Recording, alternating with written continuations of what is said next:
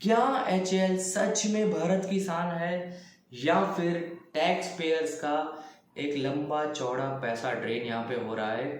आज बात करेंगे उस सच की जो शायद आपको कड़वा लगे लेकिन सुनना जरूरी है। मई 2026 चल रहा है, हम आत्मनिर्भर भारत का यहाँ पे उत्सव मना रहे हैं, लेकिन ग्राउंड रियलिटी ये है कि हमारी एयरफोर्स आज भी एक फाइटर जेट का इंतजार कर रही है। एचएएल के पास, हिंदुस्तान एरोनॉटिक्स लिमिटेड के पास 2.5 लाख करोड़ से ज्यादा की ऑर्डर बुक है। यहाँ पे इतना पैसा शायद किसी छोटे देश को चल जाए, लेकिन आईएएफ को क्या मिला, एयरफोर्स को क्या मिला? सिर्फ प्रोमिसेस और डेडलाइंस। तेजस MK1A के 20 से ज्यादा ढांचे यहाँ पे फैक्ट्री में धूल खा रहे हैं क्योंकि उनके पास इंजन नहीं है। हम चिल्लाते हैं मेड इन इंडिया, पर सच तो ये है कि हमारे सबसे एडवांस जेट एक अमेरिकन इंजन GE F404 के बिना 1 इंच हिल भी नहीं सकता। क्या सच में हम सेल्फ रिलायंट है या हमने सिर्फ अपना मालिक बदल दिया है? पहले रशिया था, अब अमेरिका है। कुछ लोग बोलते हैं कि अमेरिका हमें जानबूझकर सबोगेट कर रहा है ताकि हम उनके पास से F-16S खरीद ले, लेकिन सवाल यह है कि एचएएल ने इतने सालों में खुद क्या एक इंजन क्यों नहीं बनाया?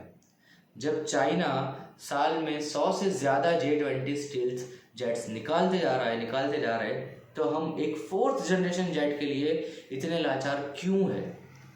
और बात सिर्फ इंजन की नहीं है, सॉफ्टवेयर का हाल तो और भी खराब चल रहा है। जेट्स उड़ने से पहले यहाँ पे स्किड हो रहे हैं, कंप्यूटर्स क्रैश कर रहे हैं। क्या हम अपने पायलट्स को उड़ने वाले ताबूत में भेज रहे हैं? एचएएल के शेयर्स तो रॉकेट की तरह ऊपर जा रहे हैं, इन्वेस्टर्स तो पैसा छाप रहे हैं, लेकिन क्या ये ग्रोथ असली है या सिर्फ सरकारी ऑर्डर्स की तरह एक गुब्बारा?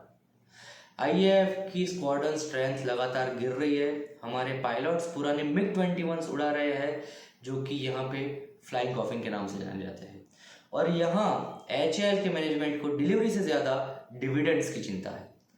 एक तरफ नेशनल सिक्योरिटी का सवाल है और दूसरी तरफ कॉरपोरेट इनएफिशिएंसी दिख रही है। अगर कल को मान लीजिए कि जंग छिड़ गई, तो क्या एचएएल के शेयर सर्टिफिकेट दुश्मन की मिसाइल्स को रोक पाएंगे? ये पोलराइजेशन की बात नहीं है, ये अकाउंटेबिलिटी की बात है।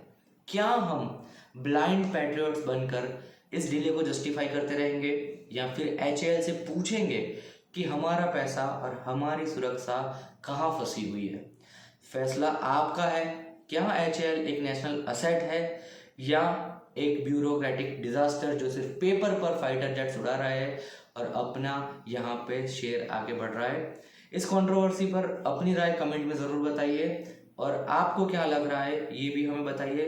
पसंद आया हो तो लाइक कीजिए और देखते रहिए फंडे का फंडा।